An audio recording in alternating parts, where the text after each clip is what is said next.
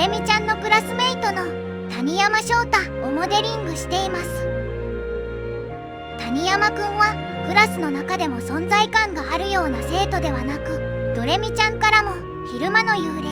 存在感ゼロと冗談を言われています。そんな彼でも将棋だけは得意のようで、関先生と教頭先生が将棋をしている時に関先生にアドバイスしてアマ初段の教頭先生に勝っていました。そんな彼のお父さんは昔プロの棋士を目指していたようですが、厳しい世界で夢を諦めた過去があり、息子にも同じ思いをさせたくないという気持ちから長らく将棋をさせていませんでした。ですが翔太くんの将棋への熱い思いを聞いて、美空市で開催されるちびっこ将棋大会で優勝できたら将棋してもいいと言われます。結果はアマ三段の6年生に勝って優勝し、将棋を続けれるようになりました。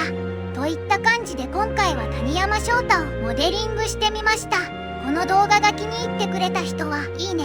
チャンネル登録していただけると嬉しいです。以上です。